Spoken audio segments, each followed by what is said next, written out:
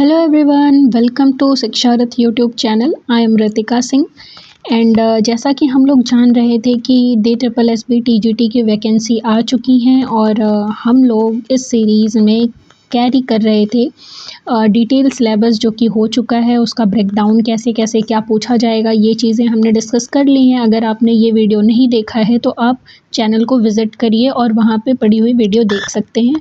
और आज की वीडियो में हम लोग डिस्कस करने वाले हैं जो क्वेश्चन पेपर प्रीव्यू दिया हुआ है कि TGT नेचुरल साइंस में फीमेल कैटेगरी में आप देख रहे हो, ये क्वेश्चन पेपर पूरा ऑफिशियल क्वेश्चन पेपर है विथ आंसर।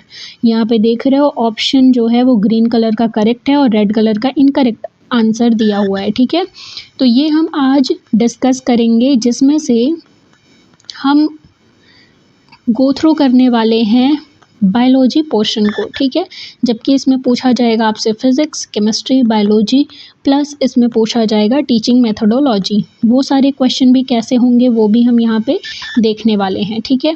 तो चलिए बिना किसी देरी के स्टार्ट करते हैं। और एक छोटी सी रिक्वेस्ट है कि आप चैनल को विज़िट करते हैं, अगर वीडियो अच्छा लगता है तो चैनल को सब्सक्राइब कर लीजिए, क्योंकि ये चैनल आपको ऑथेंटिक चीज़ें ही देकर जाएगा, कुछ भी नुकसान नहीं होने वाला आपका यहाँ, ठीक है। तो और अपने दोस्तों के साथ शेयर करना बिल्कुल भी मत भूलिएगा, ठीक है। तो चलिए हम चलते हैं। जैसा कि इसमें हमने देखा था कि जब नोटिफिकेशन आया था उसमें था कि फर्स्ट पार्ट जो होगा वो होगा आपका जनरल पेपर में आपसे क्वेश्चन ऐसे कुछ पूछे जाएंगे, है ना। तो जनरल पेपर का डिस्कशन हम किसी और वीडियो में करेंगे। अभी आज की वीडियो में हमें डिस्कशन करना है कि बायोलॉजी पोर्शन में क्वेश्चन कैसे आए हुए हैं और हमारा आंसर जो है वो एग्जैक्टली जो हम दे रहे हैं वो आयोग को सही लग रहा है कि नहीं, क्या वही आंसर सही है। तो ये दिलाता है तुम्हें कॉन्फिडेंस।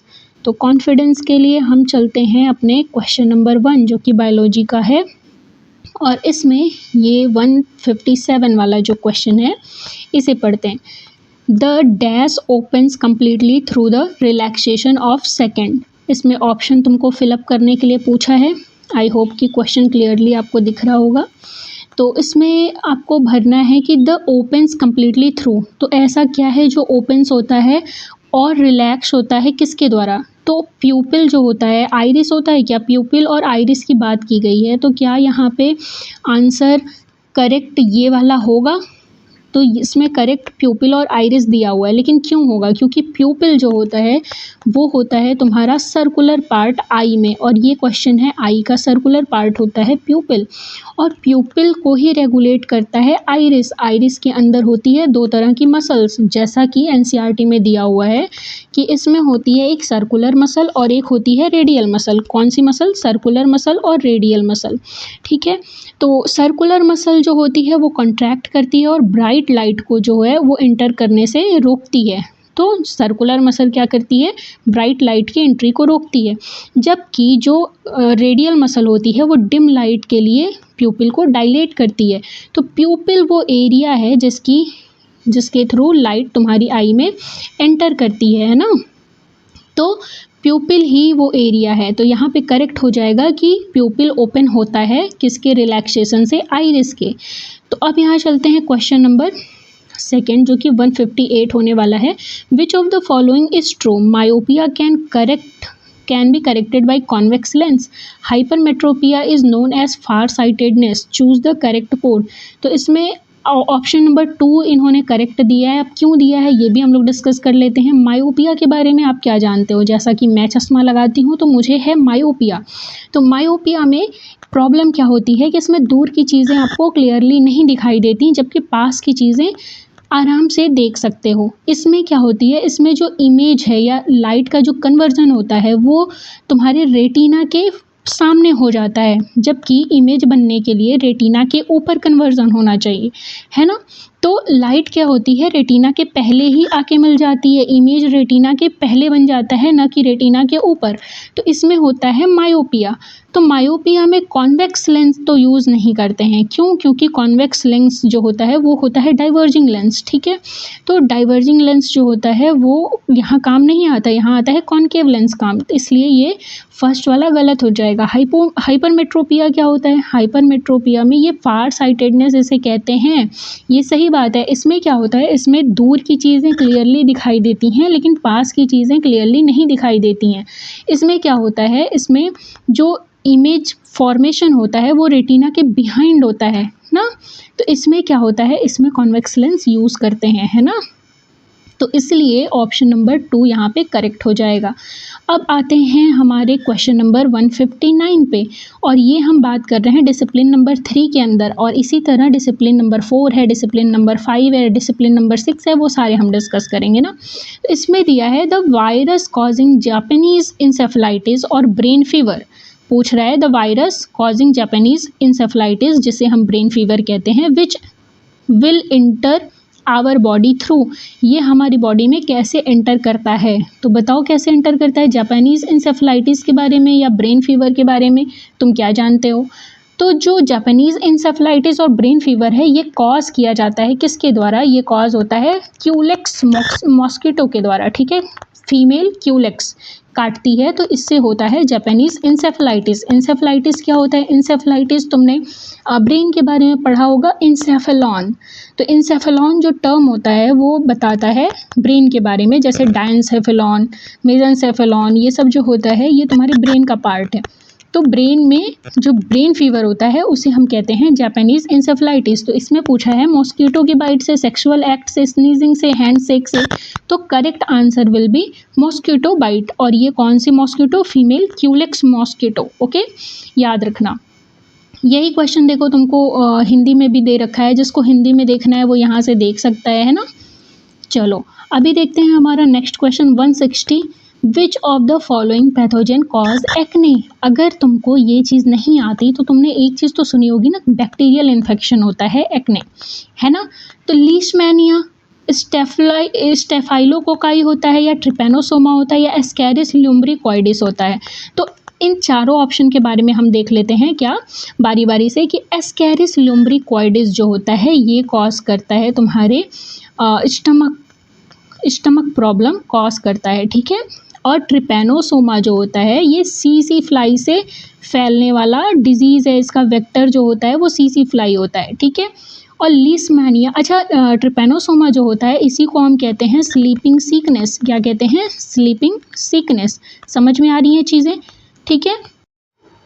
और जो लीशमैनिया होता है, लीशमैनिया कॉज करता है क्या, लीशमैनियासिस। इसका जो डिजीज़ होता है उसे कहते हैं लीशमैनियासिस, और इसका वेक्टर होता है एक सैंड फ्लाई। क्या होता है, सैंड फ्लाई, ठीक है। सैंड फ्लाई इसका वेक्टर होता है। और सैंड फ्लाई का कभी कभी साइंटिफिक नेम भी तुमसे पूछता है तो तुम इसे लिख सकते हो क्या, फिलेबोटामस, ठीक है, फिलेबोटामस स्पेसीज, ठीक है।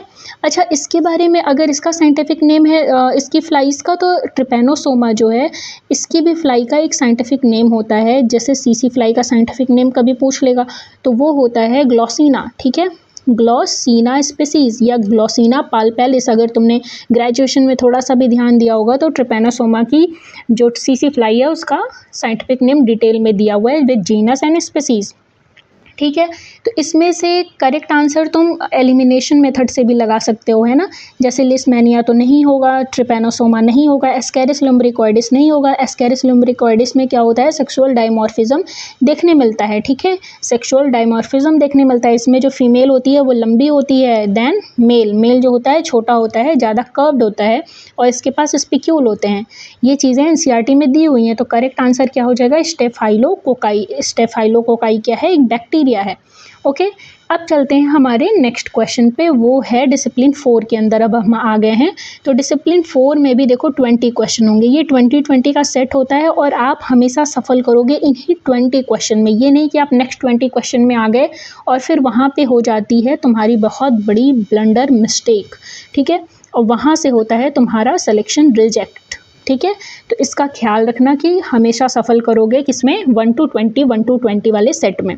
चलो अभी आते हैं, a traditional technology is help by India's waterman dash to serve thousand of parched villages and transform the life of thousand of villagers in one of India's most arid region. ये है doctor Rajendra Singh, ये तुम्हारे NCERT में single line इस एक statement दिया हुआ है, ठीक है। ये डिट्टो एनसीईआरटी से उठा के पूछ दिया है। सोचो कितना इजी है ये एग्ज़ाम क्रैक करना, ठीक है। तो अब आते हैं हमारे नेक्स्ट क्वेश्चन पे, वो है Krebs cycle is also known as. अब ये पूछ रहा है कि क्रेब्स साइकिल जो होता है उसे और क्या कहा जाता है, तो इसे कहते हैं हम लोग citric acid cycle, citric acid cycle कहते हैं। अच्छा ये बताओ कि क्रेब्स साइकिल जो है वो कहाँ होता है, क्रेब्स साइकिल होता कहाँ है एग्जैक्टली। तो क्रेब्स साइकिल जो है वो होता है तुम्हारे माइटोकॉन्ड्रिया में, ठीक है। माइटोकॉन्ड्रिया में स्पेशली कहाँ होता है, वो होता है माइटोकॉन्ड्रियल मैट्रिक्स में, ठीक है। मैट्रिक्स जो होता है वो क्रिस्टी के अंदर वाला पार्ट होता है ना। तो जो माइटोकॉन्ड्रियल मैट्रिक्स होता है उसके अंदर series of enzyme catalysed reaction चलती है, ठीक है। और इसमें क्या इन्वॉल्व होता है, एसिटिल को एंजाइम ए, ये भी क्वेश्चन पूछा जा चुका है ना। क्या इन्वॉल्व होता है, एसिटिल को एंजाइम ए, ये कितनी बार तुमने पढ़ा भी होगा, है ना। तो एसिटिल को एंजाइम ए जो होता है वो ऑक्सीडाइज होता है, क्या प्रोड्यूस करता है ऑक्सीडाइज होके, वो प्रोड्यूस करता है CO2, ATP, NADH और कितना मॉलिक्यूल, और एक प्रोड्यूस करता है एक मॉलिक्यूल FADH2, क्या प्रोड्यूस करता है FA, एक मॉलिक्यूल ऑफ FADH2 प्रोड्यूस करता है, एक ATP प्रोड्यूस करता है एडिनोसिन ट्राइफॉस्फेट, या GTP कह लो इसको, गुआनोसिन ट्राइफॉस्फेट ना। तो ये सारी चीज़ें इसमें प्रोड्यूस होती हैं। अच्छा इसे सिट्रिक एसिड क्यों कहते हैं, क्योंकि इसमें देखो इस साइकिल में जब तुम्हें डिटेल में मैं पढ़ाऊंगी तब मैं तुमको डिटेल में बताऊंगी, अभी ये क्वेश्चन के हिसाब से बता रही हूँ कि देखो इसमें क्या होता है कि ऑक्सैलो एसिटिक एसिड, जो ऑक्सैलो एसिटिक एसिड होता है वो क्या होता है, ऑक्सीडाइज होता है। ये 4 कार्बन कंपाउंड होता है, ऑक्सीडाइज होता है और बनाता है सिट्रेट बनाता है, और सिट्रेट जो होता है वो 6 कार्बन कंपाउंड होता है, ठीक है। तो इसमें सिट्रिक एसिड का फॉर्मेशन हो रहा है, इसलिए इसे कहते हैं क्रेब्स साइकिल या सिट्रिक एसिड साइकिल, जो कि होता है माइटोकॉन्ड्रियल मैट्रिक्स में। याद रहेगा ये, ठीक है। चलो अभी हम आगे बढ़ते हैं, और ये नेक्स्ट क्वेश्चन है, mark the incorrect statement regarding evolution. अब ये इवोल्यूशन वाला जो हमने सिलेबस डिस्कशन किया है उसमें है ना इवोल्यूशन, तो इवोल्यूशन के बारे में इसने क्वेश्चन क्या पूछा है, इवोल्यूशन क्या, मार्क द इनकरेक्ट पूछा है। तो evolution can be work out by the study of non living species but also fossil. तो evolutionary relationship are traced in classification of organism. तो इवोल्यूशनरी रिलेशनशिप जो होते हैं वो are traced in classification of organism, ये बिल्कुल नहीं होगा, है ना। इवोल्यूशनरी रिलेशनशिप जो होते हैं वो इन क्लासिफिकेशन ऑफ ऑर्गेनिज्म, कुछ हद तक मुझे ये सही लग रहा है, लेकिन आगे देखते हैं। ऑर्गन और feature may be adopted to new function during the course of, ये बिल्कुल नहीं होता है ना। Study of evolution of human being indicate that all of us belong to a different species that evolved in Africa and America, spread across the world in stages। तो इन्होंने 4th option जो है वो इन्होंने करेक्ट माना है, लेकिन मुझे जहाँ तक लग रहा है कि ये वाला ऑप्शन भी कुछ हद तक करेक्ट ही है। जैसे evolutionary relationship are traced in the classification of organism, जैसे जब हम क्लासिफिकेशन पढ़ते हैं तो इवोल्यूशनरी रिलेशनशिप, फाइलोजेनेटिक रिलेशनशिप भी तो पढ़ते हैं, लेकिन अगर एनसीईआरटी के थ्रू जाओगे ना तो वो ये करेक्ट आंसर होगा। देखो यही है, यहीं पे पता चलता है कि हमें प्रीवियस ईयर क्वेश्चन क्यों लेके चलना चाहिए, हमें जो है प्रीव्यू क्वेश्चन क्यों लेके चलना चाहिए, क्योंकि ये करेक्ट आंसर जो है वो एनसीईआरटी के बेस पे मान रहे हैं, और ये लाइन जो है ये एनसीईआरटी में दी हुई है ना। Evolution can be work out by study of non living species but also fossil. अच्छा इवोल्यूशनरी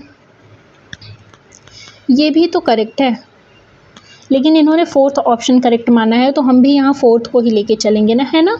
तो चलो मूव करते हैं नेक्स्ट क्वेश्चन पे। अच्छा हिंदी में भी इसको देख सकते हो, जैव विकास को समझने के लिए केवल वर्तमान प्रजातियों का अध्ययन पर्याप्त नहीं है, वरन जीवाश्म अध्ययन भी आवश्यक है। विकासी संबंधों को जीव के वर्गीकरण में ढूंढा जा सकता है। अच्छा नहीं, ये करेक्ट नहीं हो पाएगा। क्यों विकासी संबंधों को नहीं ढूंढा जा सकता, वो तो ये बताता है कि ऐसा विकास हुआ होगा, है ना। तो मानव के विकास वाले जो 4th ऑप्शन है ये ज़्यादा वो हो जा रहा है, टू द पॉइंट हो जा रहा है उसके हिसाब से, है ना। अभी चलते हैं कि करेक्ट क्या करना है इसमें, tell us how life evolve from simple to more complex form, dash give us the mechanism for the inheritance of trait for one generation from one generation to the next. अब इन्हें fill करना है, तो इसमें क्या होगा, dash tell us, कौन है जो हमें लाइफ के इवोल्यूशन के बारे में बताता है। तो क्या फर्स्ट वाले में देखो क्या हो सकता है, मेंडल्स एक्सपेरिमेंट जो होता है वो क्या करता है, वो लाइफ के इवोल्यूशन के बारे में नहीं बताता, वो तो जेनेटिक मटेरियल के इनहेरिटेंस के बारे में बताता है ना, इसलिए ये नहीं होगा। तो डार्विन थ्योरी ऑफ इवोल्यूशन जो होता है, वो डार्विन थ्योरी ऑफ इवोल्यूशन तो बताता है कि लाइफ का इवोल्यूशन कैसे हुआ, लाइफ जो है वो आई कहाँ से, इवॉल्व कहाँ से हुई, ठीक है। रसल्स वेलेस एक्सपेरिमेंट तो इसमें इन्वॉल्व नहीं था। डार्विन थ्योरी ऑफ इवोल्यूशन, यहाँ ये करेक्ट है। दो चीज़ें यहाँ पे फर्स्ट पे आ सकती हैं, सेकंड एंड फोर्थ। अब सेकंड वाले में देखते हैं कि सेकंड वाले में ये क्या चाह रहे हैं, ये फॉर्म क्या, simple to more complex form and dash give us mechanism of inheritance of trait, dash give us mechanism of inheritance of trait. अच्छा, अब ये पूछ रहा है कि कौन जो लाइफ जो इवॉल्व हुई है उसका जो प्रूफ है वो दे रहा है, लेकिन mechanism of inheritance of trait कौन बता रहा है। तो मैंने सिंपली तुमको बताया था कि mechanism of evolution of trait जो है वो मेंडल्स एक्सपेरिमेंट के थ्रू प्रूफ हुआ था, जबकि यहाँ पे सेकेंड वाले ऑप्शन में दिया है रसल्स एंड वेलेस एक्सपेरिमेंट। जब मैं तुमको डिटेल में पढ़ाऊंगी तो तुम्हें रसल्स एंड वेलेस का एक्सपेरिमेंट भी बताऊंगी, एग्जैक्टली वेलेस का एक्सपेरिमेंट है ना। तो इसमें करेक्ट आंसर क्या होगा, इसमें करेक्ट आंसर होगा सेकंड वाला, जो कि इन्होंने भी करेक्ट दिया हुआ है, ठीक है। अभी हम मूव करते हैं नेक्स्ट क्वेश्चन पे, वो है which of the following is correctly match. अब इसमें पूछा है कि इसमें से करेक्टली मैच कौन सा है, unisexual flower papaya, bisexual flower hibiscus. अब इसमें तुम बताओ कि करेक्ट कौन सा है। तो इसमें दिया है कि only one correct, only two correct, both 1 and 2 correct, neither 1 neither 2। तो इसमें इन्होंने थर्ड वाला ऑप्शन दिया है, क्यों दिया है ये हमें यहाँ समझना है कि यूनिसेक्सुअल फ्लावर जो है वो पपाया का होता है। यूनिसेक्सुअल फ्लावर से तुम क्या समझते हो, जैसे तुम देखते हो कि एक होता है यूनिसेक्स सैलून, ठीक है, क्या होता है, यूनिसेक्स सैलून होता है ना। तो उसमें क्या होता है, एक सिंगल सेक्स से डिटरमाइन होता है, जैसे आइदर मेल, चाहे वो मेल होगा चाहे वो फीमेल का होगा, कभी भी मेल और फीमेल साथ में नहीं होते हैं, किसमें, यूनिसेक्स में। यूनिसेक्स का मतलब ये हो गया सिंगल सेक्स की जहाँ बात होगी वो होगा यूनिसेक्स, आइदर मेल और फीमेल। तो पपाया जो होता है, इसका एक जो प्लांट आता है उसमें क्या होता है, उसमें फ्रूट लगते हैं, एक जो प्लांट आता है उसमें फ्रूट लगते हैं, लेकिन एक जो प्लांट आता है उसमें कभी कभी तुमने देखा होगा बहुत खुशबूदार छोटे छोटे वाइट फ्लावर लगते हैं, वो फ्लोरल जो पार्ट होता है उसमें वो एक्चुअली क्या होता है, वो मेल पपाया प्लांट होता है, और जिसमें फ्रूट लगते हैं वो होता है फीमेल पपाया प्लांट, है ना। और जो बाइसेक्सुअल फ्लावर होते हैं, बाइसेक्सुअल फ्लावर की खास बात ये होती है कि इसके अंदर जो स्टिग्मा होता है फ्लावर का, और पॉलन होता है, ठीक है, पॉलन होता है, ये साथ में होते हैं। जिस भी फ्लावर में तुमको ये वाला स्ट्रक्चर दिख रहा होगा जिसमें उसका जो फीमेल पार्ट है वो भी होगा, ये ओवरी है, ये देख रहे हो ओवरी है, और ये इसका स्टिग्मा है, ये जो है ये एंथर है, ठीक है, एंथर है। जिस भी प्लांट में ये पूरा सिस्टम पाया जाएगा, मेल और फीमेल एक ही प्लांट में, वो होते हैं बाइसेक्सुअल प्लांट या बाइसेक्सुअल फ्लावर। तो हिबिस्कस में तुमने देखा है ऐसा कुछ स्ट्रक्चर होता है रेड कलर का, और फिर इसके साइड में येलो कलर का पूरा एक लाइन रहता है, वो होता है एक्चुअली में एंथर, ठीक है। तो बाइसेक्सुअल फ्लावर हिबिस्कस है, ये करेक्ट है, और यूनिसेक्सुअल फ्लावर जो है वो पपाया है, करेक्ट है। इसलिए यहाँ पे तुम्हें करेक्ट आंसर क्या दिया हुआ है, बोथ 1 and 2। ओके, समझ में आया। और ये एनसीईआरटी में डिट्टो दिया हुआ है, कुछ भी अपने मन से इन्होंने क्वेश्चन नहीं बनाया। In the human female reproductive system egg is carried from the ovary to the womb through. अब ये पूछ रहा है कि फीमेल रिप्रोडक्टिव सिस्टम में एग जो है, एग जो ओवरी से निकलता है, एग जो होता है वो क्या होता है, सेकेंडरी oocyte होता है ना, वो क्या होता है, सेकेंडरी 2 डिग्री oocyte होता है। याद आ रहा है कुछ, हाँ, फीमेल गैमेटोसाइट जो गैमेटोजेनेसिस वाला प्रोसेस है उसमें जब पढ़ोगे तो उसमें दिया होता है जो ग्राफियन फॉलिकल होता है वो रिलीज करता है सेकेंडरी oocyte। ओके, तो ये पूछ रहा है कि वो सेकेंडरी oocyte जो होता है वो कहाँ से कैरी किया जाता है, किस पार्ट से कैरी किया जाता है जिससे वो वोम्ब तक पहुँचता है। तो इसमें करेक्ट आंसर क्या होगा, क्या सर्विक्स होगा, cervix will be wrong answer. Fallopian tube इन्होंने दिया है और जो कि करेक्ट भी है। क्यों है? जैसे ब्लैडर जो होता है ये तो यूरिन स्टोर करने के लिए होता है, ठीक है, यूरिन स्टोर करने के लिए होता है, ये मेल और फीमेल दोनों में होता है। वजाइना जो होता है वो फीमेल का पार्ट है, ये है ओपनिंग टू यूटरस है, ठीक है, ये आउटर ओपनिंग है। और फैलोपियन ट्यूब जो है ये ओवरी से कनेक्टेड होता है। फैलोपियन ट्यूब जो ये वाला आर्म लाइक स्ट्रक्चर तुमने देखा था ये ओवरी था और ये था फैलोपियन ट्यूब, और ये जो था ये है वोम्ब, ठीक है। तो ये वाला जो पार्ट है ये है फैलोपियन ट्यूब। अब ये ओवरी से एग जो है वो ट्रेवल करके ऐसे आता है।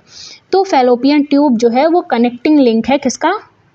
ओवरी से वोम्ब तक का, ओवरी से इंडोमेट्रियम तक का, ये भी कह सकते हो, ओवरी से यूट्रस तक का, ये भी कह सकते हो। जबकि सर्विक्स जो होता है, सर्विक्स जो वजाइना होता है और यूट्रस होता है उसके बीच का एक हॉलो पार्ट होता है, ठीक है, हॉलो पार्ट होता है। समझ में आया? अभी हम आगे बढ़ते हैं, चलो।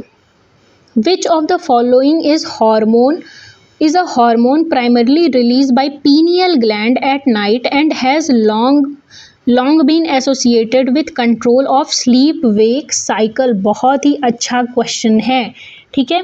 तो इस क्वेश्चन का आंसर इन्होंने दिया है मेलाटोनिन। अच्छा एक बात बताओ कि एक होता है हार्मोन मेलानिन, तो मेलानिन और मेलाटोनिन दोनों डिफरेंट हार्मोन है ना। मेलाटोनिन जो होता है वो पिट्यूटरी से रिलीज होने वाला हार्मोन है ना। इंसुलिन क्यों नहीं है? इंसुलिन जो होता है ये तुम्हारे क्या होता है, बीटा सेल ऑफ पैनक्रियास से रिलीज होता है, जो होता है आइसोलेट्स ऑफ लैंगरहैंस। क्या होता है? आइसोलेट्स ऑफ लैंगरहैंस, ठीक है। और ये पाई जाती हैं तुम्हारे पैनक्रियाज में, और पैनक्रियाज जो है वो क्या है, वो हेट्रोक्राइन ग्लैंड है, क्योंकि उसके अंदर क्या होता है, एंडोक्राइन और एक्सोक्राइन दोनों नेचर का क्या होता है, एंजाइम और हार्मोन रिलीज होता है। टेस्टोस्टेरोन जो होता है ये सेक्स हार्मोन होता है, ठीक है। एड्रेनलिन जो होता है ये रिलीज होता है तुम्हारे मेड्यूला से, जो कि मेड्यूला कह रही हूँ, तुम्हारे एड्रिनल ग्लैंड से, जो कि तुम्हारे प्रेजेंट होता है किसके, किडनी के ऊपर। और इसका ज़्यादा डिटेल वीडियो तुम्हें अगर देखना है, पढ़ना है, इंटरेस्टिंग लग रहा है तो तुम शिक्षारथ यूट्यूब चैनल को सब्सक्राइब कर लो। यहाँ तुमको जो क्लासेस स्टार्ट होने वाली हैं वो होने वाली हैं बहुत ही इंटरैक्टिव क्लासेस, है ना। तो उसमें सारी चीज़ें तुम्हें डिटेल में अच्छे से विद NCERT प्रूफ के साथ तुमको पढ़ाई जाएंगी, है ना। चलो अभी आते हैं हमारे नेक्स्ट क्वेश्चन पे, ये रहा हिंदी वाला पार्ट। अब देखते हैं क्वेश्चन नंबर 168 जो है, dash releases growth hormone releasing factor. अच्छा इसके बारे में मैंने तुमको एक चीज़ नहीं बताई ना, स्लीप वेक साइकिल इसको क्यों कहते हैं। स्लीप वेक साइकिल जो होता है इसे हम कहते हैं जो बॉडी का सर्केडियम रिदम है वो मेंटेन होता है, ठीक है। स्लीप वेक साइकिल जो मेलाटोनिन है ये रिलीज़ होता है एट नाइट में रिलीज़ होता है और ये प्रमोट करता है स्लीप को, ठीक है। ये पीनियल ग्लैंड से निकलता है। मेलानिन जो होता है वो जो होता है पिट्यूटरी ग्लैंड से निकलता है ना, ये पीनियल ग्लैंड से निकलता है। मैंने शायद और उल्टा बोल दिया था आई थिंक। तो नाइट में क्या होता है, मेलाटोनिन रिलीज़ होता है। मेलाटोनिन क्या करता है, स्लीप को प्रमोट करता है। तो इसीलिए कहते हैं कि नाइट में क्या होता है, आपको लाइट डिम करके या फिर ऑफ करके सोना चाहिए, क्योंकि इसे डार्कनेस में रिलीज़ होने वाला हार्मोन भी कहते हैं ना। ये जब डार्क पाता है तो ये मेलाटोनिन रिलीज़ होता है। जैसे ही लाइट होती है इसका जो कंसंट्रेशन है वो कम हो जाता है। वो पीनियल ग्लैंड जो होती है वो मेलाटोनिन जो है वो रिलीज़ करना बंद कर देती है ना। इससे बॉडी में नींद नहीं आती, तुम्हें नींद नहीं आती। ओके तो चलो अभी इसमें आते हैं, the dash releases growth hormone releasing factor की बात हो रही है, रिलीजिंग फैक्टर है ना, which stimulate the primary pituitary gland to release growth hormone, ठीक है। पूछ रहा है कि हार्मोन रिलीजिंग फैक्टर, ऐसा releasing factor which stimulate the pituitary gland, जो पिट्यूटरी ग्लैंड को स्टिमुलेट करेगा टू रिलीज ग्रोथ हार्मोन। भाई पिट्यूटरी ग्लैंड को कौन स्टिमुलेट करता है, मास्टर और मास्टर ग्लैंड ना, तो हाइपोथैलेमस ही तो रिलीज करता है। ये क्वेश्चन से ही तुमको समझ में आ गया कि करेक्ट आंसर क्या होगा। पैनक्रियाज कभी नहीं होगा। पैनक्रियाज में क्या होता है, सोमैटोस्टैटिन होता है, ग्लूकागॉन होता है, ठीक है, इंसुलिन होता है, पीपी सेल होती हैं, ठीक है।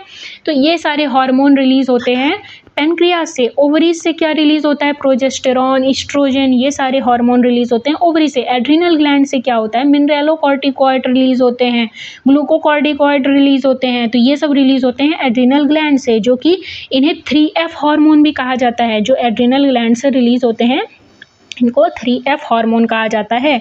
क्यों? क्योंकि ये जनरेट करते हैं क्या? ये जनरेट करते हैं फियर, फाइट और क्या रिलीज करते हैं? फ्लाइट। तुम भाग जाते हो देख के सांप, है ना, तो वो एड्रिनल ग्लैंड तुमसे करवा रहा होता है। चलो अभी हम आगे देखते हैं। The growth of pollen tube towards ovule is an example of. पूछ रहा है कि ग्रोथ ऑफ पॉलन ट्यूब का ग्रोथ जो होता है जब वो स्टिग्मा से लग जाता है, जो स्टिग्मा होता है फीमेल का, उसके ऊपर आके पॉलन ग्रेन जो होते हैं वो ऐसे लैंड करते हैं। यहाँ ये जो बेस होता है इसका स्टिकी होता है, तो पॉलन ग्रेन चिपक जाते हैं। उसके बाद ये फॉर्मेशन करते हैं पॉलन ट्यूब का। एनसीईआरटी का डायग्राम याद आ रहा है कितने लोगों को, है ना? तो ये क्या होता है? पॉलन ट्यूब फॉर्मेशन होता है। अब ये पूछ रहा है कि ये pollen tube formation towards ovule ये किसका एग्जाम्पल है, ये क्यों होता है ना? तो क्या ये जियोट्रोपिज्म का एग्जाम्पल है? जियोट्रोपिज्म क्या होता है बताओ थोड़ा। तो जियोट्रोपिज्म जो होता है वो होता है ग्रोथ रिस्पॉन्स। क्या होता है? वो होता है ग्रोथ रिस्पॉन्स ऑफ प्लांट, ठीक है, ग्रोथ रिस्पॉन्स होता है। और जियो का मतलब होता है, जैसे जियो का मतलब हो गया पॉजिटिव टुवर्ड्स ग्रेविटी, ठीक है, ग्रेविटी। ओके, समझ में आया? तो जियोट्रोपिज्म का मतलब होता है कि ग्रेविटी की तरफ ग्रोथ मूवमेंट किसका? प्लांट का, है ना? तो प्लांट में ये पॉलन ट्यूब का जो है ये क्या ग्रेविटी की तरफ रिस्पॉन्स है उसका ओव्यूल की तरफ जाना? बिल्कुल नहीं, है ना? हाइड्रोट्रोपिज्म क्या होता है? हाइड्रोट्रोपिज्म के बारे में देखो। हाइड्रोट्रोपिज्म होता है कि पानी की तरफ रिस्पॉन्स, ठीक है, हाइड्रो मीन्स वाटर, H2O की तरफ रिस्पॉन्स, ग्रोथ रिस्पॉन्स हो रहा है, स्टिमुलस है क्या? वाटर। कीमोट्रोपिज्म जो होता है वो होता है किसी केमिकल के तरफ रिस्पॉन्स, केमिकल की तरफ, केमिकल कोई स्टिमुलस है उसकी तरफ क्या हो रहा है? ग्रोथ रिस्पॉन्स हो रहा है किसका? प्लांट का। और ये हमेशा होता है ग्रोथ, न कि मूवमेंट, दोनों में अलग होता है, ठीक है। एक मूवमेंट के लिए नेस्टिक होता है, नेस्टिक मूवमेंट होता है, जबकि ट्रोपिज्म जो होता है ये ग्रोथ रिस्पॉन्स होता है, इसमें सेल की ग्रोथ हो रही होती है। पॉलन ट्यूब का ग्रोथ होगा, पॉलन ट्यूब यहाँ के लैंड कर गया तो वो धीरे धीरे ग्रोथ लेगा, ठीक है। तो जहाँ भी ग्रोथ की बात आती है वो होता है ट्रोपिज्म। तो कीमोट्रोपिज्म जो होता है वो इसका करेक्ट आंसर होगा। क्यों? क्योंकि ये क्या है? एक केमिकल स्टिमुलस की तरह काम करता है। समझ में आया?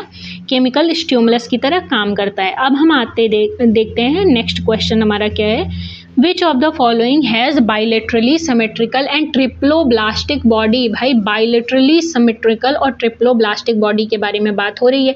तो बाइलेटरली सिमेट्रिकल के बारे में तुम क्या समझते हो ये मुझे थोड़ा बताओ। तो बाइलेटरली सिमेट्रिकल जो होता है इसका मतलब होता है कोई ऑर्गेनिज्म हो, उसकी जो बॉडी हो एक सिंगल प्लेन से अगर उसको काटा जाए तो वो 2 इक्वल हाफ में डिवाइड हो जानी चाहिए, है ना। तो यही होता है बाइलेटरली सिमेट्रिकल बॉडी। ओके। और ट्रिप्लोब्लास्टिक क्या होता है? ट्रिप्लोब्लास्टिक में हम देखते हैं कि जब हम पढ़ते हैं इक्टोडर्म, ठीक है, इक्टोडर्म, मीजोडर्म पढ़ते हैं और इंडोडर्म पढ़ते हैं, तो इनमें हमने सीलोम का स्ट्रक्चर देखा था, ठीक है। तो सीलोम कैसे बनते हैं? इक्टोडर्म, मीजोडर्म, इंडोडर्म इन सब के अरेंजमेंट से बनते हैं, है ना। तो इसमें डर्म क्या है? लेयर है।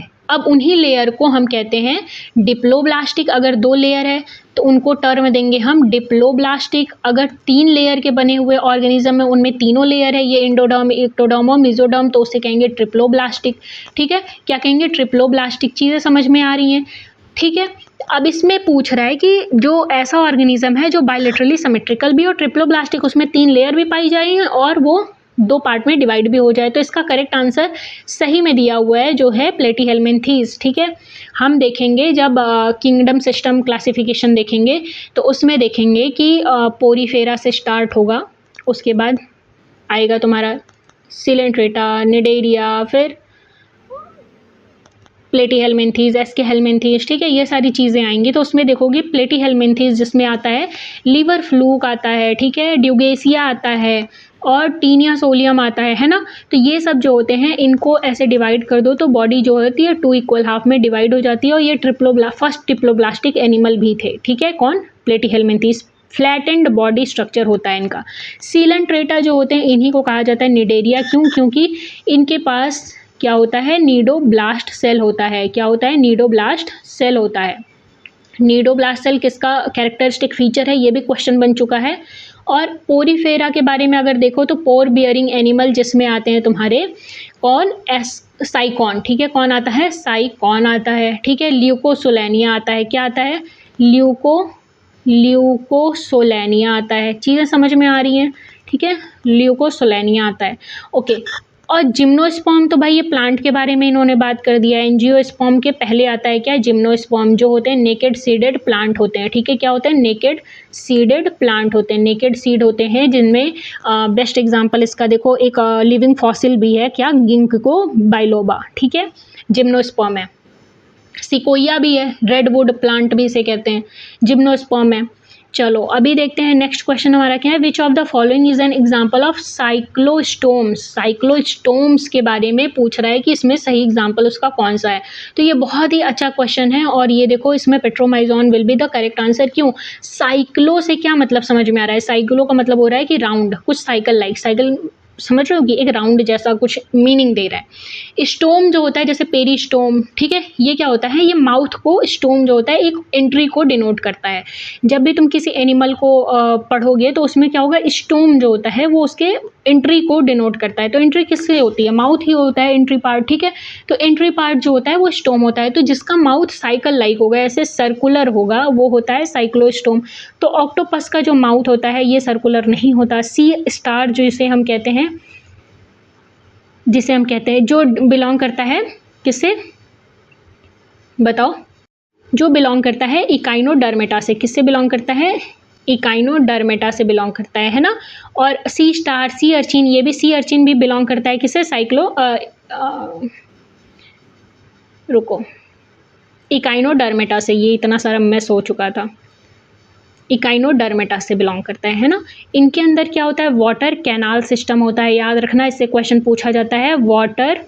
वाटर कैनाल सिस्टम होता है इनके अंदर, ठीक है, बहुत ही पॉपुलर सिस्टम है इसका, ओके।